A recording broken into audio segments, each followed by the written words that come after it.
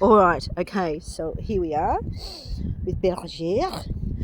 So you were telling me that the way that you started, or the reason that you started in sound, was to provide subtitles for hearing impaired or something. No, it wasn't that. It was just the way I started was I crossed over from art. I was doing sculpture and painting, and I came Right. from a visual background, but Yeah. I was also music, but I failed as a musician. I had problems, so I thought I could never do it. So what I went into sound was I was more the questioning of it wasn't the actual production of the sound itself, Right. but more a questioning of people's perception of sound, which is the same thing with, Oh, really? of course, I mean, that's the basic, the same thing with vision.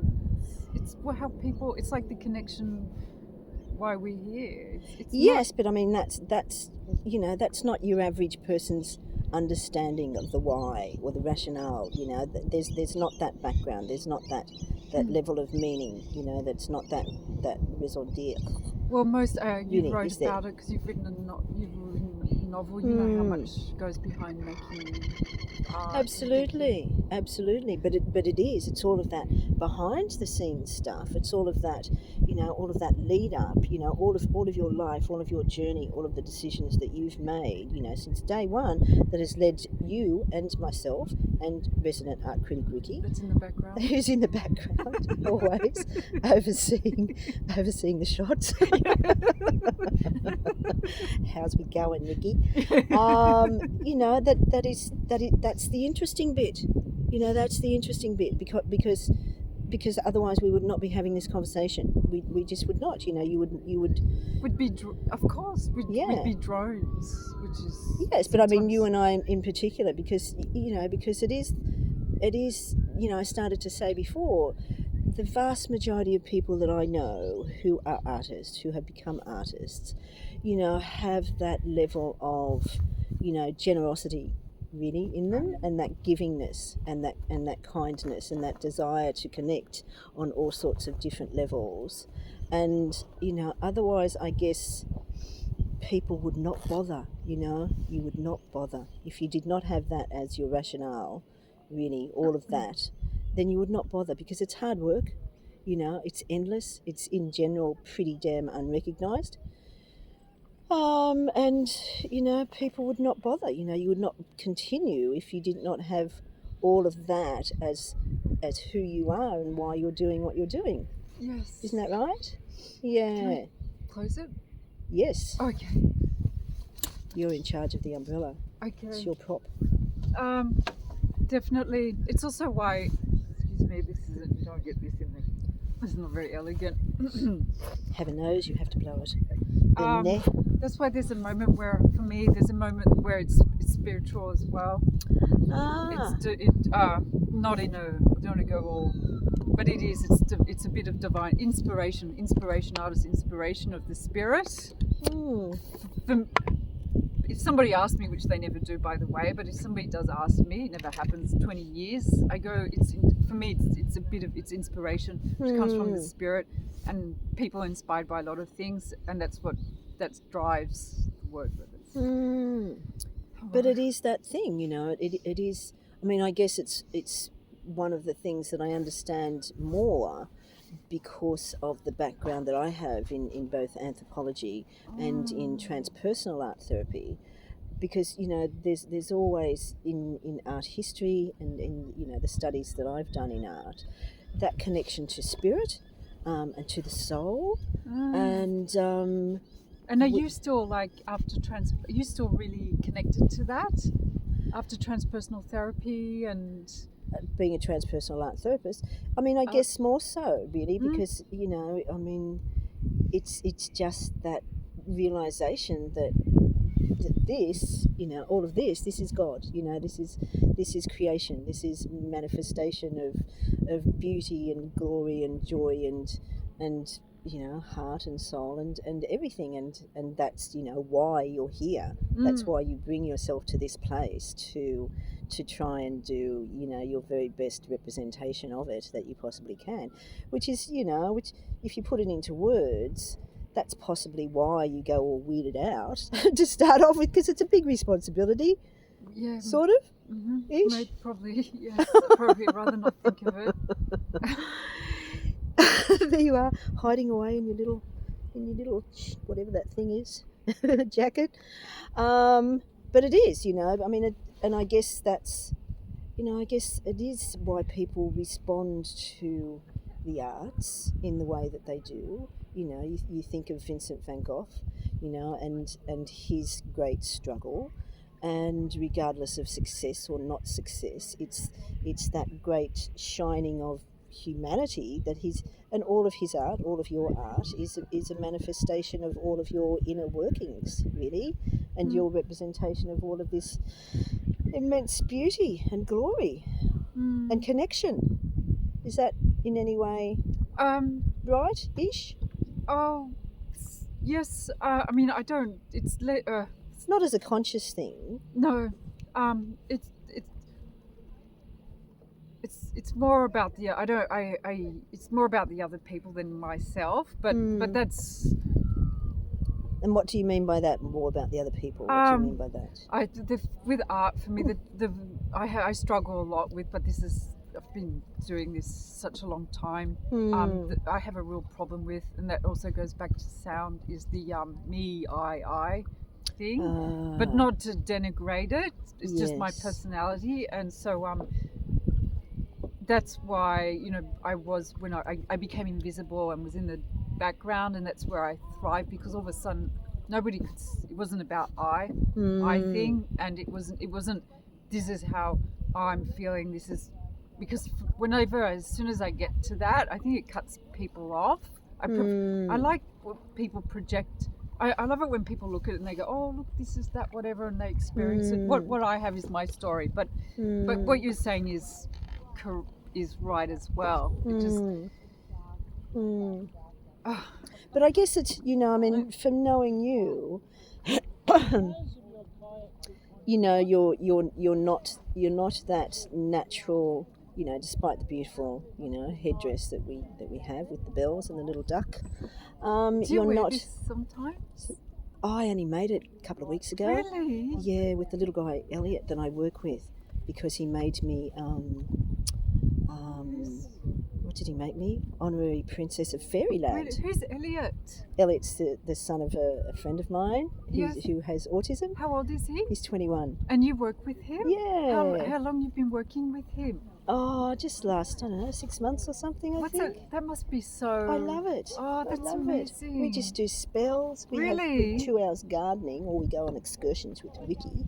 And we just talk, spells and fairylands and wish granting things. That's amazing. It's beautiful. We have such a good time. So I made that crown because he made me Honorary Princess of Fairyland. And do you wear it, or he wears it? Flowerland. Even better, because I'm off to Holland to do the tulips. Do you wear it, or he wears it?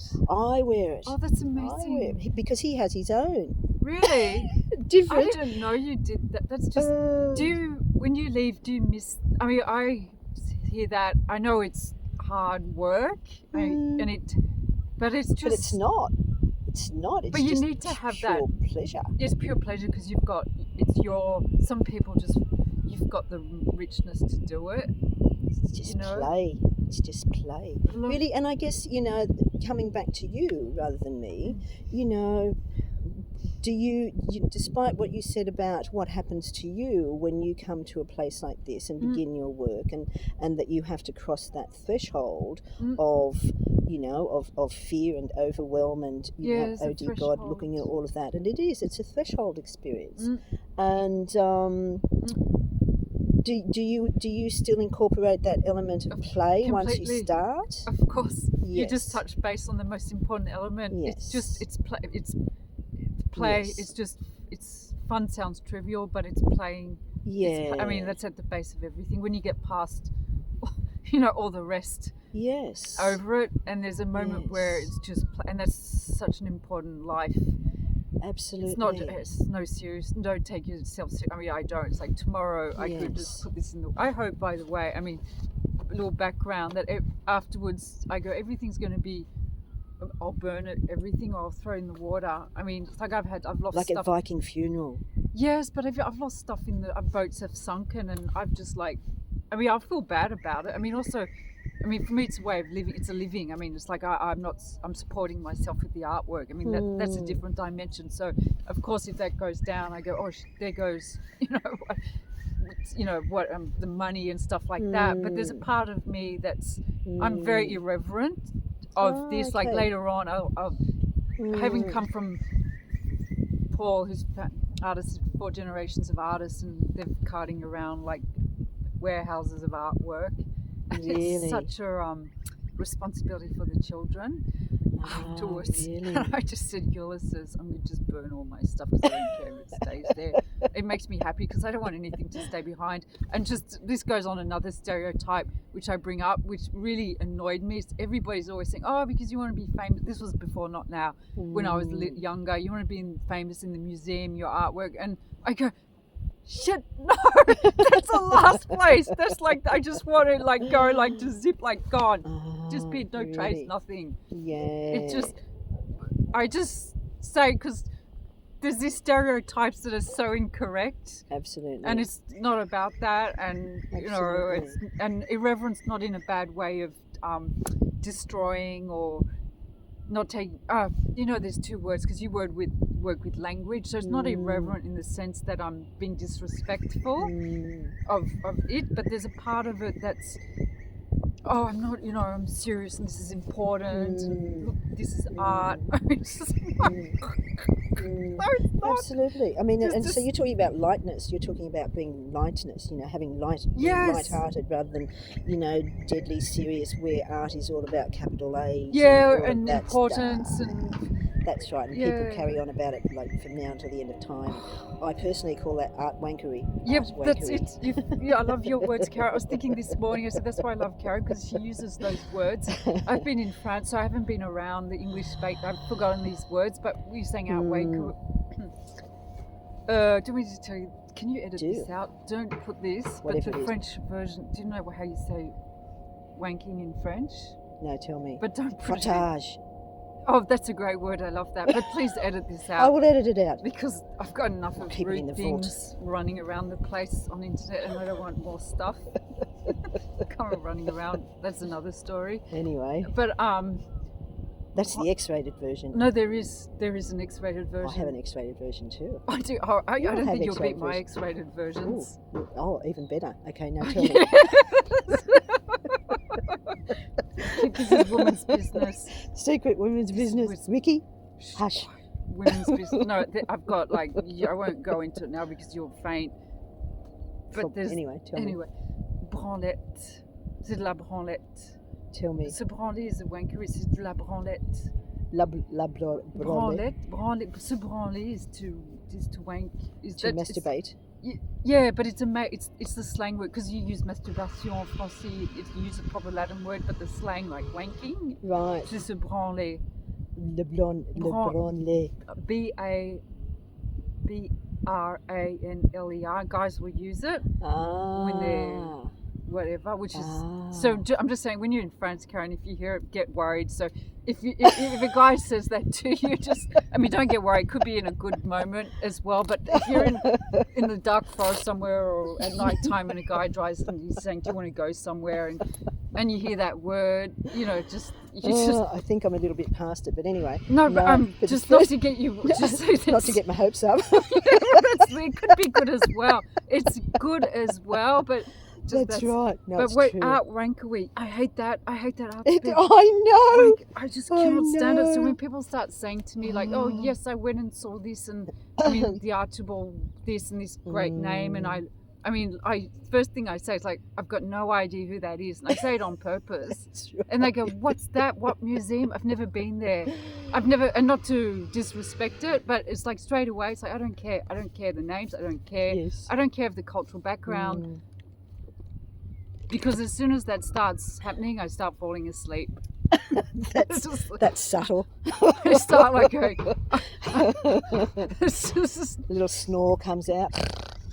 just, Anyway, no, that's true. Mind you, I am going. When can we? I'm very tempted. I think I might just as well because it is only asking a question. I'm going to see if I can talk the Guggenheim in Bilbao to having Alice in Dunderland. Yeah, go for it. That's what I reckon. No, you have to go. Might as You well. know I'm what going to be over there anyway. I'll just drop in. I'll ask them. I'll email them. Go. Send You them know some what stuff. I mean, you're extremely persistent, but I was one day I was listening to Laurie Anderson. You know her. No. Avant-garde sound. No. And she's 80 now. She's Gemini. What day are you Gemini's born? are great. 3rd of June. Oh, she's the 5th, same day as yours. Just love Laurie them. Anderson. Yes, I'll send you the American. link. And she said she made up a tour of Europe. I mean, she was 18 years old and she was doing things so far out there. Nobody was taking her in America Right. because she was a nobody, and she just said she just decided, she wrote off to like 300 institutions in Europe and just said, look, I'm an American artist, I'm coming with a show. She invented a show. It was just a performance art piece in the 60s. Right. And she wrote to 300. 3 replied and said, yes, please come, we've booked you.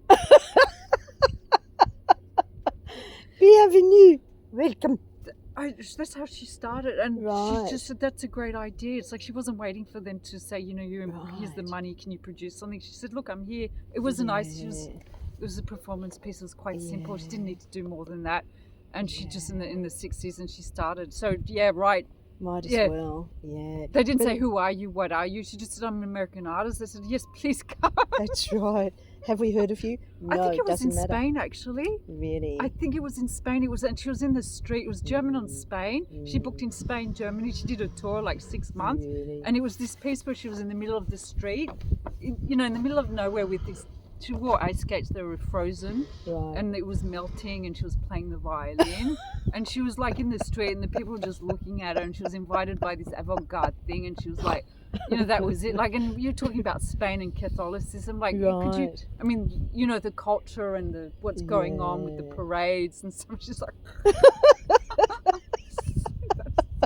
Well, that's why I started. Yes, but is it art? Art installations here in thing, because it's that thing. I mean, it's in my novel. Dream Painter. Yes, but is it art? It's that question. It's that sort of wankery sort of put down sort of, let's not take ourselves very seriously, really, because we have Marcel, for heaven's sake, we have Duchamp. How can you take that seriously? yeah, That's let's just leave it silly. up to them. That's right. Those old guys. That's right. Which, by the way, Marcel Duchamp, you talked about masturbation. Don't please cut all this out. I don't want all these sex No. things in there. But No. Marcel Duchamp we talked about it the other day, but he said, I mean, he was important when he came out, because what happened was he said, we've got to remove the stupidity of painting, because there was a moment where painters and sculptors were stupid. I mean, that was the stereotype at the time. And he's the bride that's at the Philadelphia Art Museum, his famous The the bride being stripped bare by the bachelors. Oh, yes. It's about masturbation. It is. Oh. But excuse me, this is the only thing I know about art, by the way. I know nothing else. I mean, 6 years in Paris, in front of the Louvre, and in art and culture, I know nothing. The only thing I remember was Marcel Duchamp and because I hated that conceptual art piece, which I had to learn to look like I was smart when I was writing my essays. And it's about the bride being stripped bare by the bachelors, and he said it's about. Please don't put that No. in. It's about masturbation. No, we'll have that as the So what do you call it? there's The offcuts. Not yeah, the offcuts. Keep this for Those- your those other personal things. What do they call Release it when I'm dead. If I'm That's dead right. later on, or if there's X-rated versions of me and you, like they hit the internet, you can leak it out. Gazillions. I see gazillions happening. That's right. It really comes down to just let's keep this proper, That's right. Let's get back to proper stuff. because Where were we? we don't need to use that anymore. We because- segued into art wankerism, Because and then into we're just all- literal wankerism. Yeah, And then, so we have to but it's segue not back. that far from it. Anyway, so you and your art,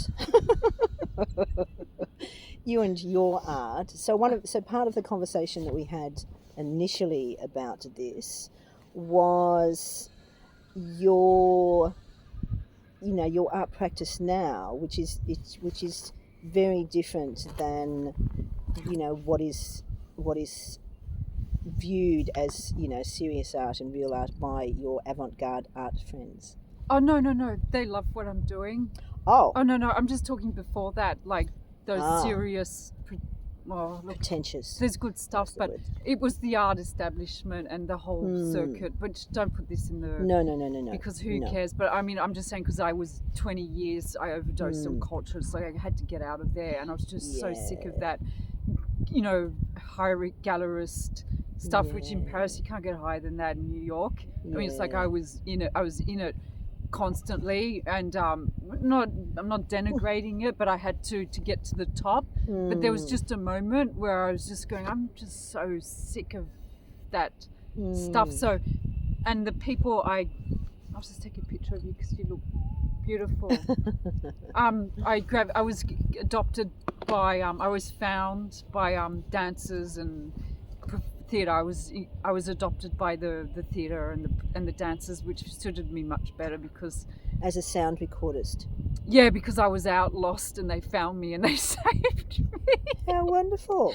And But what a beautiful image, really. No, I had a lot of issues because I didn't fit anywhere. I didn't fit in with the sound recorders. The engineers were all guys wanking off, whatever, in the sound studios with all their high-end equipment and on stage and all the rest of it. And you know, they looked at me and they didn't understand anything I was doing. The only moment I got saved was when I finally got like the theatre directors that hired me and the dancers. They looked at me and they got it, and they said to me, I said, I don't want to be in the studio. I'm not going to do this. I'm outside with my microphones and dirt rolling around the place with the wind the whole bit. Look at me. And they looked at me and they said, yeah, I understand what you're doing. And they just folded me in. And as soon as I was with them, it's like everything, like the doors opened and nobody questioned what I was doing anymore. They just said, I just went in there, which was the theatres and the recording studios and the sound engineers and all the top, you know, performing venues in Europe, and I'd go in there, you know, with all my gear. They'd send me in first because I was the sound, and also because it was a bit staged because they wanted to see the guys have a heart attack.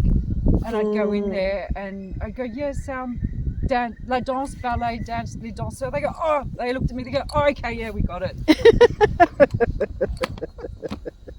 But what an amazing gift. I mean, really, what an amazing gift to be lost and then to be found, you know, and then to be accepted and to be understood, because it is that thing, you know, and it all comes back to, you know, to Campbell's, you know, the hero's journey, you know, it's always that trajectory, it's always that thing, and it just blows me away that even people who have never heard of it, you know, have no, you know, understanding of what it is, lives follow that pattern, you know, and it never comes out unless you have honest conversations between people, and it is the way that, you know, I think it's just the way that the universe works, which is pretty gobsmackingly six-dimensional, really, isn't it? Yes. Really? Because, I mean, what you just said is exactly that journey, you know, and it's the same as, you know, it doesn't matter what you compare it to, but it's the same as, you know, Jesus being lost in the desert, you know, all of that or whatever, and there's always that homecoming. There's always that homecoming, and it's coming home to yourself, to your tribe, to your, you know, newfound sense of understanding of yourself or whatever, and it's given to you by other people. And how wonderful that it was given to you by dancers. Yes, actually, you just put your finger on it, Karen. You're it's you exist through a part of you exists through the regard of other people. Yes, absolutely. And if you're by yourself, and it's an important issue for artists. Yes, because you're isolated. Absolutely, it's the isolation, and you need to be not seen in a vain way. It's not like look at me, but if you don't have people relating or existing with whatever you're doing, whether it's, you know, counting or serving a coffee or anything, it just, there's a moment where you just I mean, even a hermit is existing rising through Absolutely, God you or know, the and it's eyes that of. solidity, you know, it's and especially when it comes to, you know, creating stuff, you know, which in general, um, you know, unless you're in a dance troupe or something like that, or an actor's troupe, you know, if you're a visual artist or if you're a writer, You're right. usually that's a solitary thing. Writers are the Karen writers are the Mm, most grueling. mm, My previous I was with my previous partner David was I was with a novelist American for 10 years. When I came to France, I met him, and I lived with him for 10 years. And he just said to me, "Can you edit this part as well because it's personal?" But writers, I've always been with writers. I have, mm, and he said it's the most grueling. Writing is the most grueling mm, discipline and mm, solitary, you know, being at your desk and getting up and writing, like you said, your book, your novel, because mm, I've seen him write his novels and I know what it takes to do it. And he mm, said to me, it is just, mm. yeah, And it's hard yeah, work, you you're know, it's so alone. hard work. I mean, and that, and that's the reality Was it of the hard for you? arts. Um, oh, look, I mean, I guess there, I mean, I wrote it, or I started writing, and I'm sure I've mentioned this to you. You know, and I, as a result of my mother's death to a very large extent, but I also started writing when I was, you know, working on a cattle station out in Western Queensland, and it was that thing of, you know, solitude to a large extent, and What were what you working? What was I you was a working? governess. I was a governess on a cattle station for little Were you kids. for how long? I don't know, maybe a year or something. I To don't really remember. children. Yeah, little kids. Oh, We had a great time. Adults not so great. Anyway, so kids are great. Adults not so much. so But you were anyway, instructing and yeah, School of the Air. They have this wonderful thing on, you know, this wonderful thing for, you know, people living in the outback, and I'm sure it must happen in other countries as well, where no, I there's know the School of great the Air because of the distances. boats. We had the same thing. It's the long wave Yes, radios. yeah, Yeah, absolutely, and it's all shortwave. about that, and it's just about communication, you know. So whether, you know, that's the way that I view, you know, the art. It's a communication and it's connection, and the more that you can give, you know, solidity to your inner world and your connection with this external world, you know, the more, I think, you know, ultimately joy, you know, you experience, you know, you get into that flow state, and it might be a bit of a nightmare getting into it. Ugh.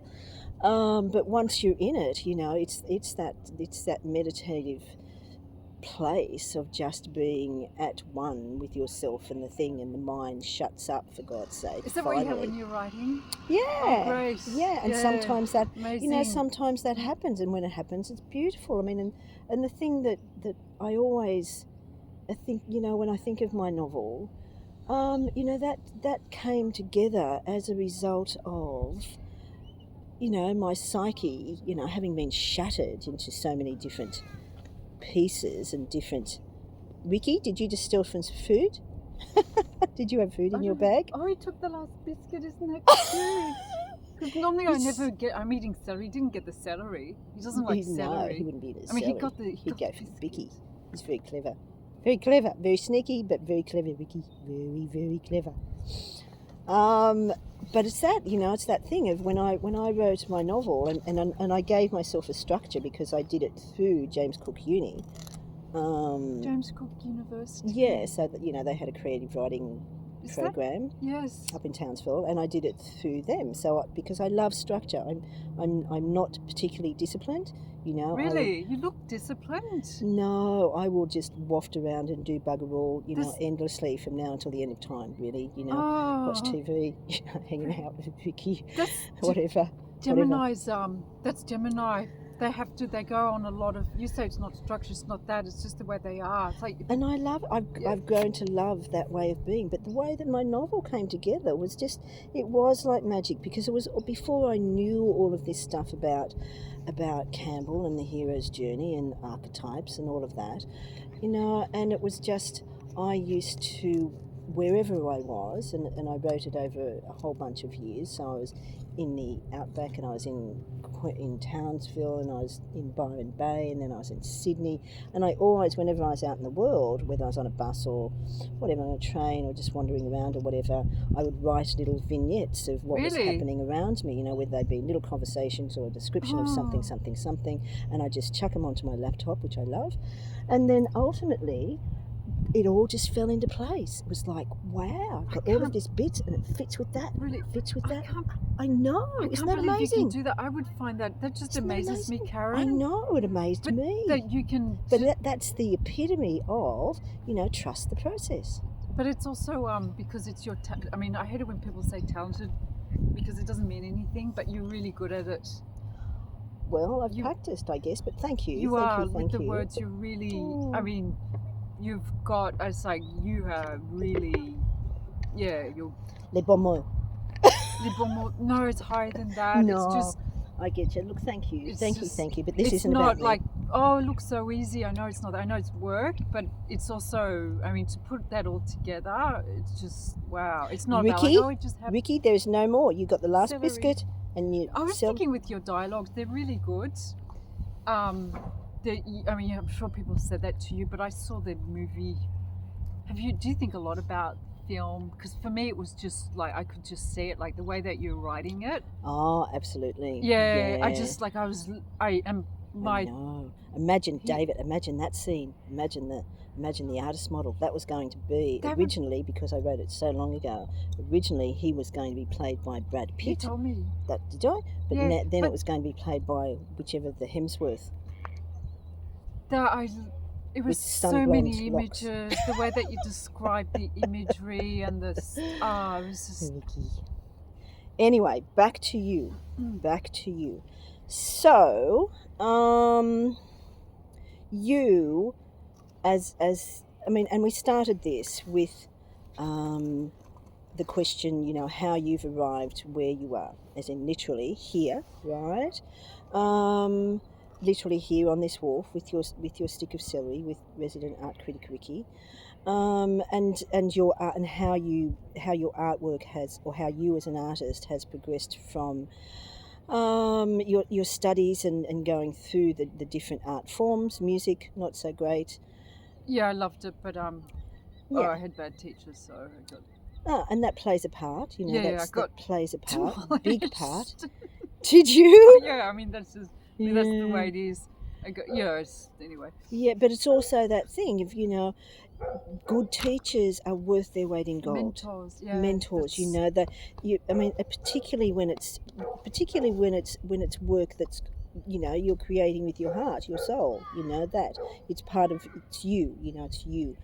And if you don't have good teachers, if you don't have sensitive people who will encourage you well, so that you will flourish in ways that suit you, so that you don't have to be, flamboyant if you're not really flamboyant. You can just be who you are and learn your own way, that will work with you. Because if you don't find your own way, no matter how good you are at anything, it's not going to be sustainable, because you'll always be working against your grain in some way. Use the right word, Karen, your own way. Which is true. It's like the art of the people, because we're talking about arts, you've got to forge your own pathway. There's a saying in Spanish, I think it's the same in Chinese.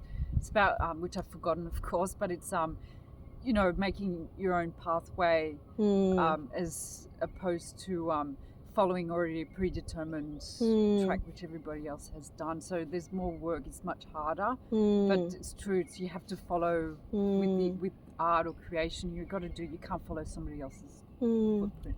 Absolutely. I mean, and that's the beauty of you, for a start, knowing a little bit about your journey. And your journey is very literally, a journey, because, of your background in France, but also, you had Australian parents or Australian mother or something. No, but both my parents are French.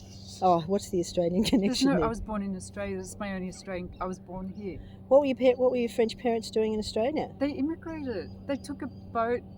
Cut this out. Okay. I mean, I don't want, because my mother, she went to the Australian embassy because she wanted to leave France. She hated France, and my father as well. And she was don't say anybody. She turned over in her grave. She was a suburbs girl in the middle of felt so bad. She just wanted to escape France, and she went to the French embassy at 67, and they said, the Australian embassy, nobody knew about Australia, and they said to her, we'll pay your trip to Australia because we need immigrants. We'll pay your trip, your plane ticket, and you come. The only deal is you have to stay there for 2 years without going back. Right. And my mother, she went and did uni. She studied English, and that's where she met my dad. And they took and they got the money, and instead of taking the plane, my mother decided to take Les Messageries Maritimes, which was a French messenger boat. They did all the Pacifics that left from Marseille, wow. and they got on the boat and they went around the seven. Like a mail boat. It was a mail boat. Wow. And they arrived in Australia at the Woolloomooloo Walls in 67. Right. And they didn't know it. They just one French turned up. They only knew one guy, which just as well they picked them up because all the rest were ushered into the immigrant not camps, because it wasn't as bad as that. Yeah. And so my parents, so they arrived. They were French, and I was born. So the Australian side is I was born here. Cut long story short. So how old were you when you went back to?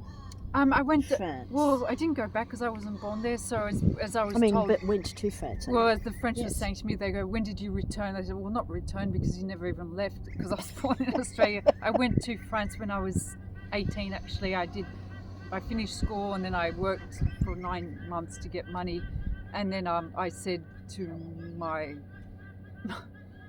mother, Maman? the worst nightmare of any parent, and my father. I mean, cut this out, please. I don't want anybody to know. He said, "Bérangère, because you are going to go out and be an accountant because you're going to go nowhere with art." You know, and I was told over and over again by everybody saying you're going to starve. You know, that's also another bad thing, people telling you what to do. And my father saying, you got to know how to money and stuff like that. And I said, walking over the Harbour Bridge, I said, I'm not staying in Australia, I'm going to France. This is it. You know, it's like art, nobody's going to stop me. I don't care what anybody thinks, you know, and you know, so what? And so I went, and nobody could stop me just as well because I would have been. And my mother said, Bérangère, I was worried if she was going to stay on Australia, she was going to become a delinquent. But I mean, that's the story. That's the quintessential story of becoming an artist. You know, you knew what you wanted. You know, you pursued what you wanted, and if you hadn't pursued what you wanted, quite possibly you would have ended up as a delinquent. You know, you wouldn't have ended up as a happy human being. That, you know, I can't imagine you as an accountant. Well, look, I like doing the books now. I'm really good with the numbers, but I didn't want to do it at 22. I needed to do all the other stuff first. So. And that's, you know, I mean, but that's a story of growing up, and it's why, you know, it's part of the backstory of why you're doing the art that you're doing, why you're doing the markets at the Rocks in Sydney, you know, why you're so disciplined in your work. But it's also that lovely discipline that comes from a great sense of play and connection with all of this environment. So it's not all awful. You know, you've not chosen, you know, a really hard slog for your, you know, how you spend your day in the office, really, have you? It's like yummy. I like office. I love office. Don't you like? I love the office environment. Ever since I've been little, I found them been very reassuring because you've got photocopiers and papers and stuff. I love it. So, anyway. Well, fair enough. But I know it's just a fantasy. That the reality of it's not like that. Photocopiers are fun, but otherwise... Isn't it funny how it's always, you know, it's always what's on the other side. But for me, it's like this office thing. It makes me dream. I look at those environments and I mean, there's something really reassuring about the carpet and the desk. And anyway, so... Yeah. But I think maybe also... Ricky, what are you trying to get there, my friend? There's no more food for you. You've been offered some celery. You could just go, no, bugger you. Not going to eat your celery.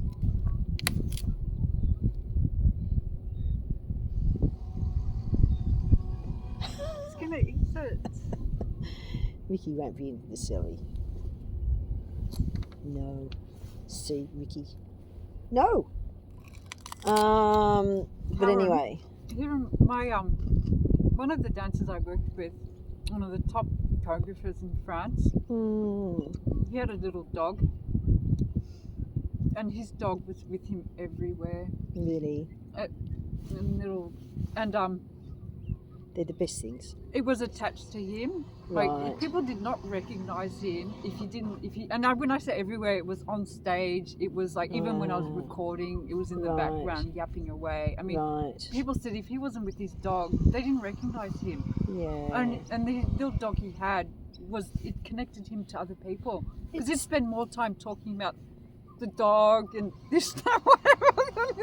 It's true. They're the best things, you know, and they do bring people together, you know, and they do make people happy, you know, and it's all of that stuff of, you know, all of the very simple things that are pretty much about connection and love that make people well, as opposed to, you know, your medications and your diagnoses, really, which pretty much separates you, you know. So separates you. That's the word. It separates people. Yeah, absolutely. You know, absolutely, in all sorts of different ways. But anyway, getting back to you, so tell me about your sound work with your troops of dancers, or troupe of dancers, whichever. Because I have no idea, really. I know that. I mean, that's fine. I mean, nobody does until you do it. So I didn't realize until I was in it as well. But I won't go into long talk about it because it was, you know, I worked for 10 years and it was really in detail. But and it's very boring. But I just a little bit of on the outside. It's good on the inside when you're in the process. But I'll tie it back to the artwork, and also to this era now. So I'm far away from digital and virtual. I hated that. It just get me away from the screens and stuff like that. So for me, you know, art as well as being in the markets, and it's about being in front of people, and it's experiencing things directly. You know, so opposite the studio, it's like I can't work enclosed in a studio disconnected. I have to go out, and even if everything goes wrong and I get rained on, and it's actually not that productive in the end. There's a lot of accidents. But so the sound was about that. It was about bringing the outside, because I worked out. My thing was not working in the recording studio, so I had all my gear on me, and I was hired to go out, and I did it because it was all my own on location recording, is to go out and hike and to get all of this stuff that was outside that was uncontrollable. This is me. Nobody had said that. I knew what I was doing. Nobody understood me.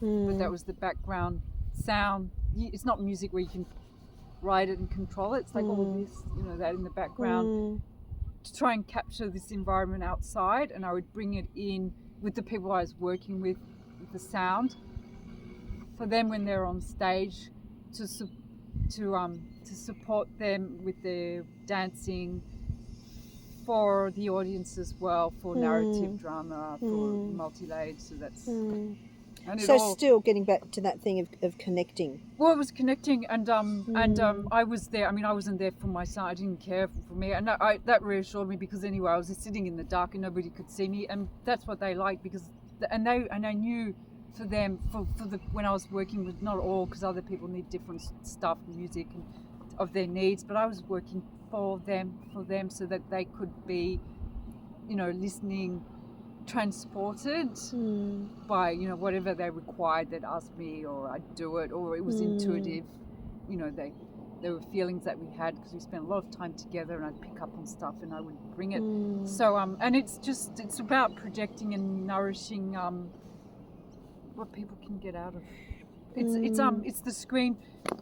George Orwell, you know, you have the screen, you know, which is projecting images, or, you know, projecting, and what you project onto what you're going to paint, what other people see into it. And also with sound,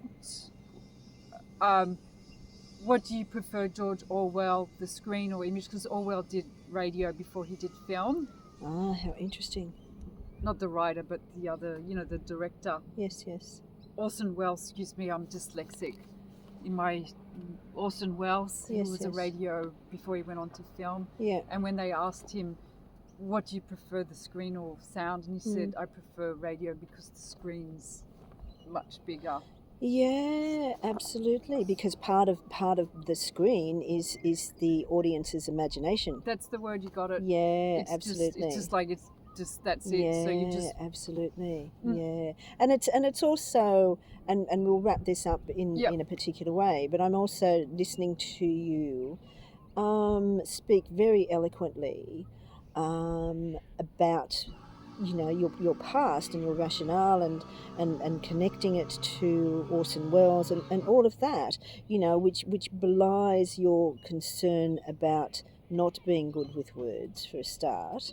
And it is that level of, all of the background that you have is very much about sensory surrounds, and Yes. utilizing the different senses, so you've gone that path of from music to making your own sounds to putting your own sounds as backscapes, backgrounds for dance troops, all of that. But it is all about, it's connecting internal worlds with external worlds. It's connecting the Yes, you just, environment with the theatre. It's it's all, so it's all about connections, and that's for me, the beauty of the way that you approach your art, because what you said right from the beginning is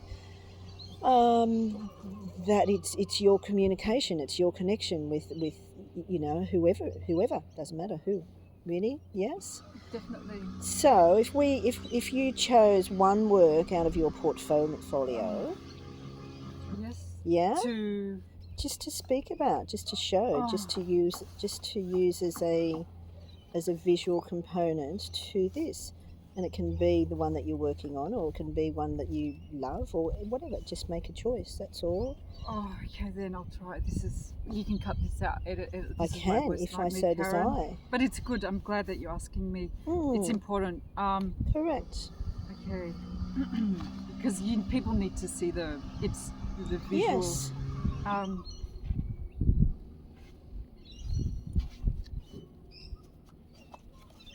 look, uh, um, I'll just, at the moment, look, I'll just choose this one. It's just a little.